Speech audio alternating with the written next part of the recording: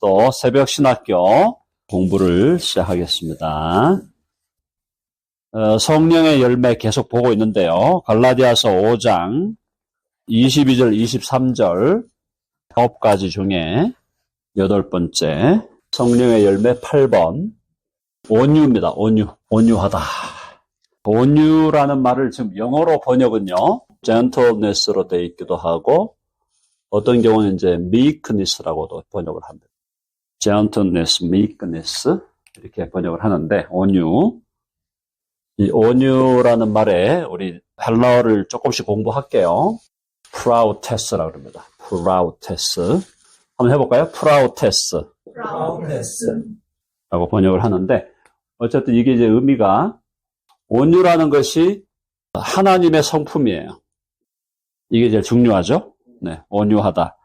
자, 그래서 우리가 이제 하나님을 기억할 때 하나님의 좀 우리가 엄위하시고 좀 엄격해 보이시고 또 우리보다 높으신 분이니까요. 우리가 이제 사람을 만날 때도 그죠? 이제 미국 컬처는 조금 이제 그런 것이 다른 데보다는 많이 좀 캐주얼한 컬처가 많이 들어와 있지만 유럽에만 가도 이제 왕들이 다 있잖아요. 나라에 국가에 다 왕들이 아직 있거든요. 그래서 이제 왕궁에 들어간다든가 이제 이렇게 할 때는 예법을 지키면서 들어가잖아요.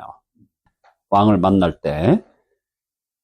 이제 그런 식의 이제 하나님의 그 높으심, 그러니까 하나님의 높으심을 우리가 생각하면은 높으심은 우리가 하나님 앞에 경건해지고, 그죠? 경건한 우리의 태도를 가지고 우리의 마음도 상당히 이제 경건한 준비를 해야 되는데 하나님의 높으심도 있지만 하나님의 이 온유하는 것은 높으심보다는 하나님의 마음이 따뜻하다는 거예요. 따뜻하심. 우리나라 말에 이 따뜻하다는 말이 참 좋은 말이잖아요. 따뜻하다. 따뜻한 분이다. 사람이 어때? 어우, 차가워. 어우, 찬바람이 쌩쌩 불어. 막 이렇게 하는 사람도 있는 반면에, 따뜻해. 참, 온화하고, 따뜻해. 이런 경우가 있잖아요. 그죠? 온화하다. 또, 따뜻하다. 정감이 있다. 정감이 있다라는 말. 우리나라 말로 제가 좀 설명을 드리는 것보다 온유가요. 정감이 있다. 사람이 정이 있어. 정감이 있다. 온화하다. 따뜻하다. 또 친절하다. 다 들어가는 겁니다, 이게. 그 다음에 배려가 있다. 그러니까 하나님의 높으심이라는 걸로 볼 때는 하나님의 높으신 하나님은 하나님의 뭐 위엄, 하나님의 권위, 높으신 분이니까요. 권위가 있고 위엄이 있으시고 이런 느낌이라면은 온유라는 거는 하나님의 따뜻하심이에요. 이걸 이제 우리 한국 컬처에서는 하나님의 따뜻하심이라는 걸 사실은 좀 강조도 안 할 뿐더러 그걸 이렇게 체험을 하거나 마음으로 느끼는 경우가 굉장히 약합니다. 그런데 이제 미국 컬처는 하나님의 따뜻하심을 사실은 한국보다는 훨씬 더 많이 느끼죠. 그러니까 이게 컬처마다 하나님을 경험하는 게 다르다는 거죠. 온화하고 정감이 있고 친절하고 배려가 있고 그 다음에 조금 더 내려가면 이 온유한 거는 friendly죠. friendly하다는 거죠. 친근하게 느껴지는 겁니다. 근데 이제 우리가 하나님에 대해서 하나님이 친근하게 느껴지느냐, 하나님이 친근하시다, 하나님이 가깝다, 나와 가깝게 계시다 이런 느낌이 우리 이제 Korean culture, Confucian culture에서는 사실은 많이 느껴지지가 않죠. 그냥 좀 멀리 계신 분, 멀리 계시거나 좀 높은 데 계신 분 이렇게 생각을 하지 하나님이 우리 옆에 계셔서 우리하고 친근하게 지내시고 또 이렇게 온화하고 정감 있게 친절하게 배려하시면서 계시는 분이다라고 생각을 못한단 말이에요. 이게 참 그런 cultural 그 한계가 있다는 걸 여러분 기억하셔서 이 하나님의 온유함이 그런 거예요. 온유하시다는 말은 우리나라 말을 번역을 잘한 거죠. 이 온유라는 말이 온자가 따뜻할 온자다. 따뜻하다. 그죠? 그 다음에 유가 부드럽다 이 말이거든요. 따뜻하고 부드럽다는 것은 그만큼 이렇게 서로 대화하고 관계할 때 부드러운 관계, 프렌들리하고 온화하고 정감이 있고 이런 관계, 이런 것이 바로 하나님. 이 부분에 대해서 이게 하나님의 성품인데 이것을 이제 우리에게 드러내 주신 분이 예수님이죠.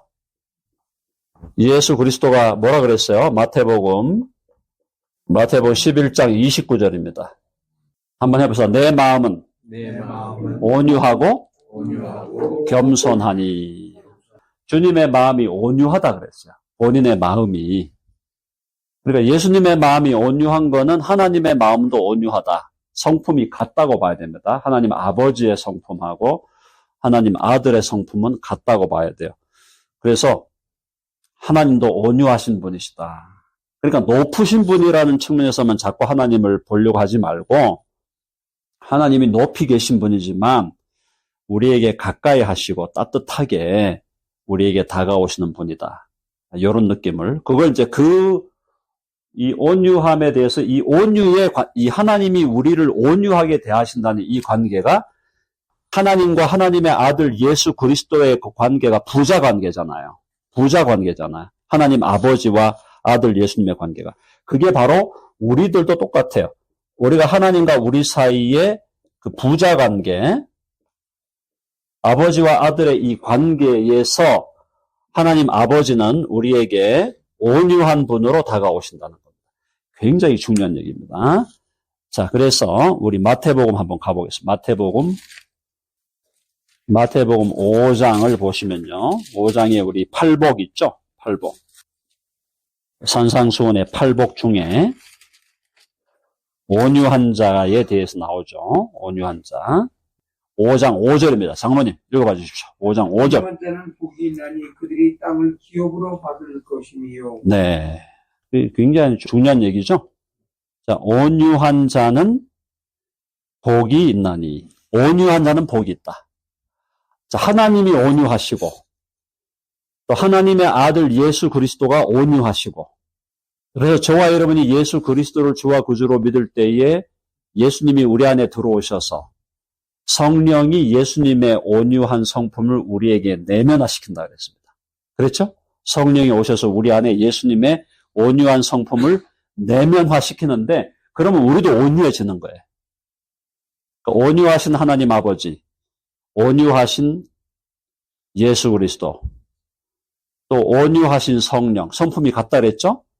성령도 우리 성령에 대해서 찬송가 유명한 찬송 있잖아. 비둘기같이 온유한 은혜의 성령. 비둘기라는 게 이 새가 온유한 새거든요. 온유함을 보여주는 새가 비둘기예요. 비둘기가 피스를 상징하기도 하지만 온유를 상징하는 거예요. 그래서 성령도 온유하신 영이에요. 그러니까 아버지도 온유하시고 아들도 온유하시고 성령도 온유하신데 그래서 우리가 예수 그리스도를 믿음으로 우리도 온유함을 우리에게 성령이 우리 안에 내면화시키는데 그렇게 될 때 결국 그것이 우리에게서 뭘 드러내는 거냐면 하나님과 우리 사이가 부자 관계라는 걸 드러내는 거예요. 아, 내가 하나님의 아들과 딸이구나. 내가 하나님의 아들과 딸이 실제로 되었고 그 하나님의 아들과 딸이 된 것의 증거가 우리의 성품이 점점 온유해지는 것과 관련된다는 거죠. 이해되셨죠?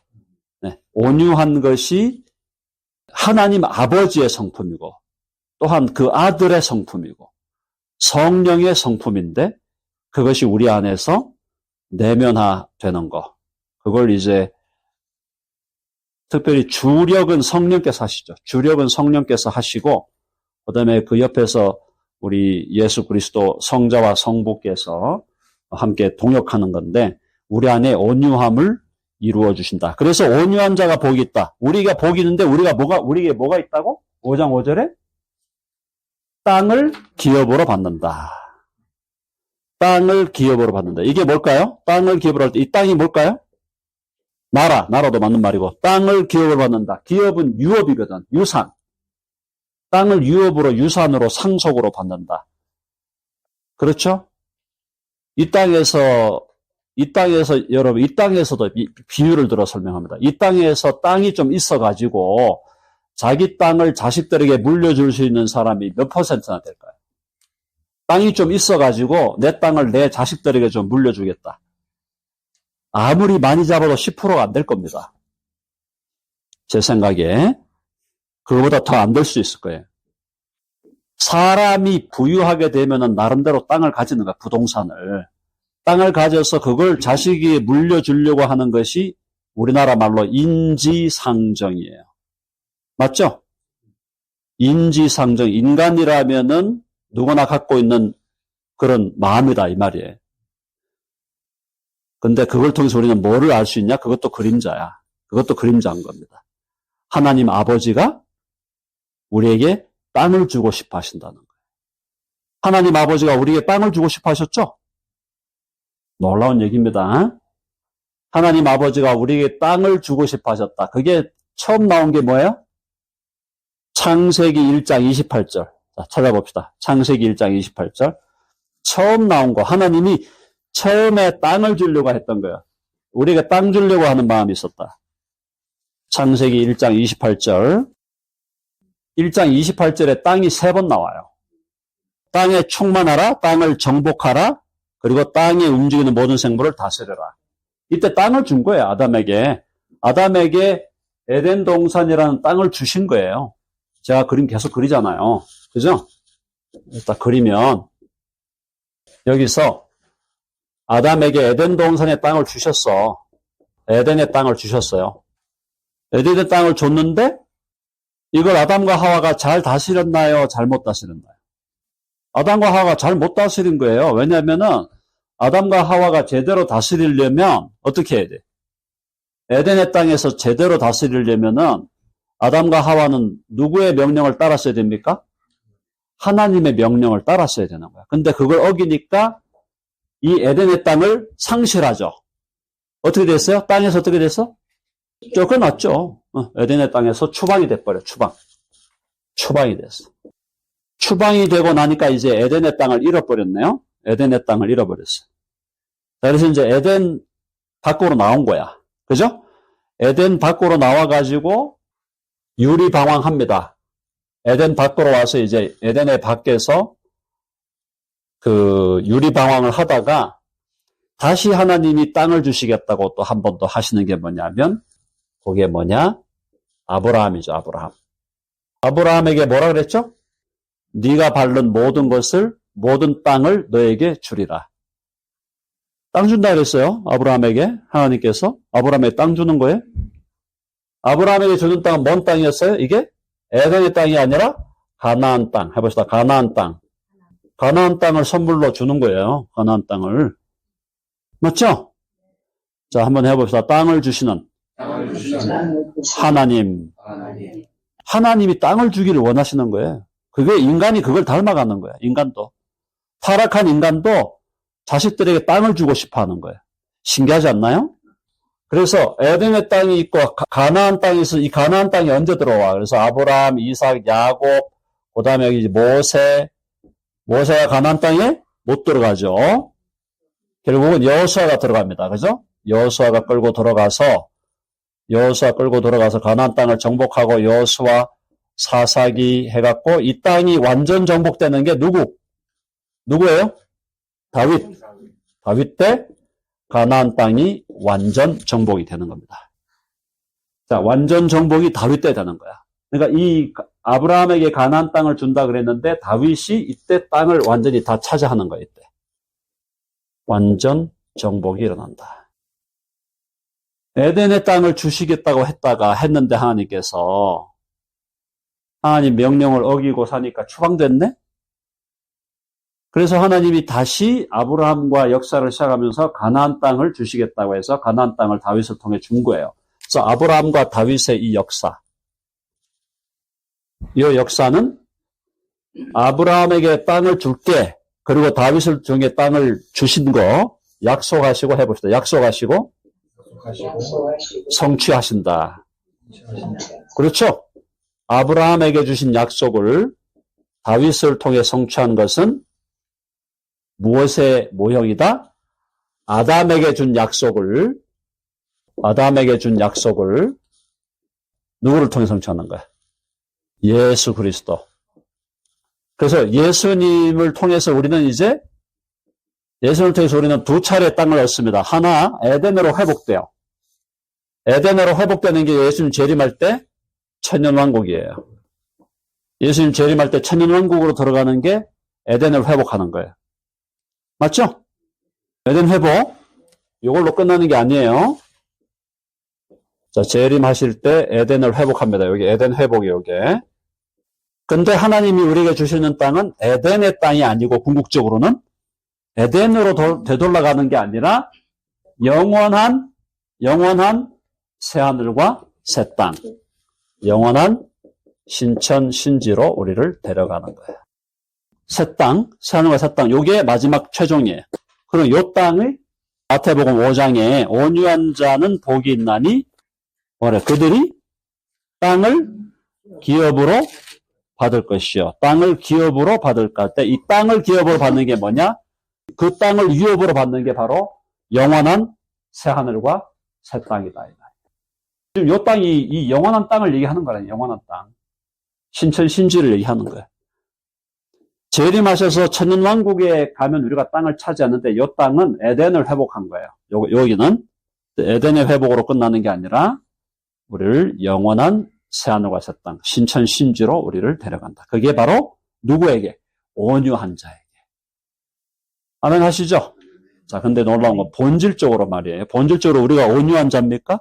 우리가 온유한 자입니까? 우리가 온유한 자가 아니에요. 본질적으로 온유하지가 않아요. 우리는 본질적으로 차가운 사람. 따뜻한 사람이 아니야. 차가운 사람. 그 다음에 부드러운 사람이 아니라 부드럽다는 것의 반대말이 뭔가요? 딱딱하다. 딱딱한. 그렇죠. 좋아. 딱딱한. 그래서 그러니까 차갑고 딱딱한 사람이야. 차가운 사람이에요. 근데 우리가 점점 주님의 은혜로 따뜻한 사람, 그리고 부드럽다는 건 참 좋은 여러 가지 면에서 부드럽다는 말은 flexible하다. 융통성이 있다. resilient하다. 적응력이 있다는 거죠. 적응력이 있다는 거예요. 어떤 사람이 막 쑥 쑤시고 들어오는데 그걸 잘 받아내는 거야. 잘 받아가지고 더 좋은 걸로 돌려주는 거예요. 그게 아주 탄력성이 있는. 그거예요. 그러니까 온유하다는 게 너무너무 귀한 거예요. 우리 예수님 믿는 사람들이 우리가 하나님을 닮아간다 할 때, 하나님의 성품을 닮아간다 할 때, 그 핵심이 뭐냐? 온유해져. 온유해져. 그래서 우리가 만약에 개인적으로 나를 위해 기도할 게 있다면, 나를 온유한 사람으로 주님 계속 만들어 주십시오. 그게 나의 기도가 돼야 돼. 나에 대한 기도가 되려면 그런 기도를 드리시는 거죠. 우리가. 내 성품이, 내 마음이 그리스도의 마음을 본받아 더 온유한 마음, 온유한 성품의 소유자가 되게 하여 주시옵소서.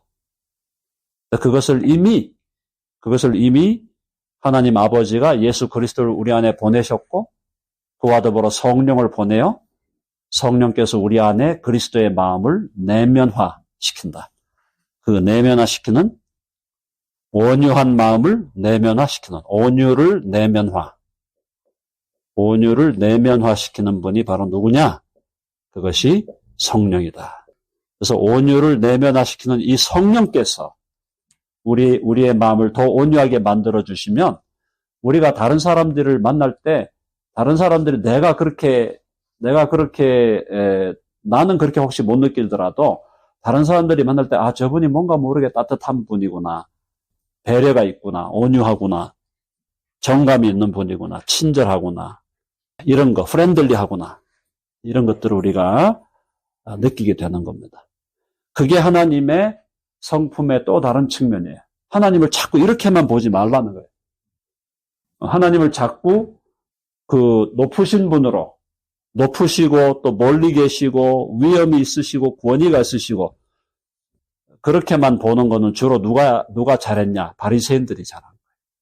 바리새인들은 하나님이여 막 손을 높이 들면서 막 위대하신 하나님 하면서 근데 마음으로는 뭐야? 하나님하고 완전히 멀었잖아요. 너희가 나를 주여 주여 하는데 마음은 완전히 멀리 있다 그랬잖아요. 그게 아니고 우리 하나님의 따뜻하심도 우리는 경험하면서 살아가는 특권을 얻었다. 성령님께서 우리로 하여금 하나님의 따뜻하심, 온유하심, 하나님의 그 친절하심, 하나님의 배려, 하나님의 정감. 그래서 예수님이 그러죠. 예수님이 제자들 보고, 야, 내가 이제 더 이상 너희들은 나의 종이라고 하지 않고 나의 친구라고 하겠다. 그러니까 친구를 사귀시는 하나님이잖아요. 예수님이 친구를 사귀잖아요. 그래서 친구와 정말 좋은 관계를 맺어가는 그 예수 그리스도. 그래서 우리 예수님 믿는 분들 중에 저는 친구가 없어야 하는 분들은 조금 아쉬운 거예요. 친구가 없으면 안 돼요. 친구 없는 거 자랑 아닙니다. 친구가 있어야 돼요. 친구가 왜 필요한가? 친구가 필요하다보다도 친구는 왜 생기는가? 내가 친구가 생길 수 있는 성품이 되는 거라니까요. 이해되시죠? 그래서 친구가 많아야 된다는 건 아니에요. 많을 필요는 없어. 사람이 친구가 많은 게 아니라 한두 사람이라도 정말 내 마음을 진정으로 주고받을 수 있는 정말 참 귀한 친구로 여길 수 있는 이런 사람들이 내게 있다는 것이 내가 그렇게 주님을 닮아가는 그런 과정 중에 있다는 걸 보여주는 거라는 거죠. 그래서 나는 왜 친구가 별로 없나? 고민해 봐야 되는 거죠. 뭐지 이거? 일시적으로 그럴 수 있습니다. 일시적으로 약간의 어떤 거리감을 가지고 내가 또 어떤 주님과의 관계에 매진하기 위해서 일시적으로 친구가 조금 안 생길 수 있어요. 그런데 우리가 성장하고 성숙하면은 친구가 많아질 필요는 없어. 그러나 정말 소수라도 우리 교회 안에 있잖아. 교회 안에 또 교회 밖에라도 좋은 친구들을 우리가 가진다는 거. 그게 하나님의 마음. 예수님의 마음은 친구를 갖는 거지 친구를 가지시면서 친구 관계를 유지하는 게 주님의 마음이지 친구를 없애는 게 주님의 마음이 아니다. 심지어 당신보다도 정말 제자들 그래봤자 인간 솔직히 말해서 인간 별로 별 볼 일 없는 분들 아니었어요?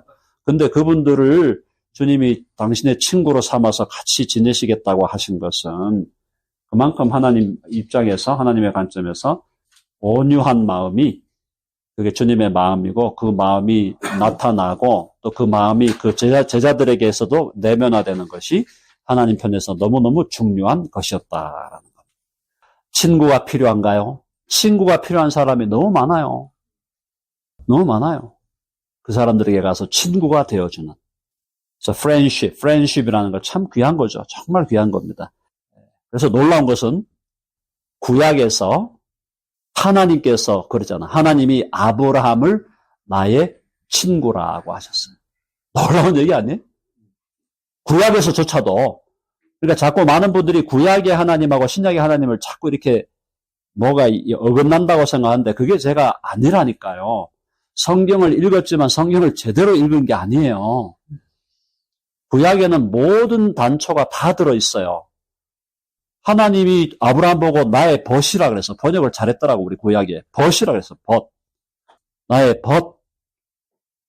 이 벗이란 말이 얼마나 좋은 말입니까? 우리나라 말.